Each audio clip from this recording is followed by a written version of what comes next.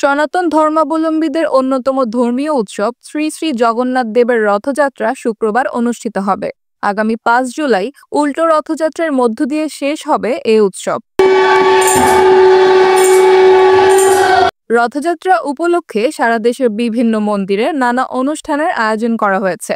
রাজধানী ঢাকায় আন্তর্জাতিক কৃষ্ণ ভাবনামৃত সংঘ রথযাত্রা উপলক্ষে 8 দিনব্যাপী অনুষ্ঠানের আয়োজন করেছে।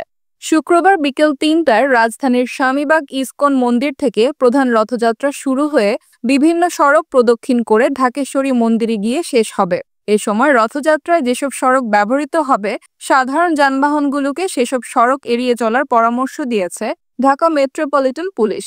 প্রধান রথযাত্রাটি যেসব রাস্তা প্রদক্ষিণ করবে: স্বামীবাগ রোডস্থ ইস্কন মন্দির, জয়কালী মন্দির, ইত্তেফাক মোড়, শাপলা চত্বর, দৈনিক বাংলা মোড়, বায়তুল মোকাররম উত্তর গেট, পল্টন মোড়, প্রেস ক্লাব, কদম ফোয়ারা, হাইকোর্ট মাজার, দোয়েল চত্বর, শহীদ মিনার, জগন্নাথ হল, পলাশী, ঢাকেশ্বরী মন্দির।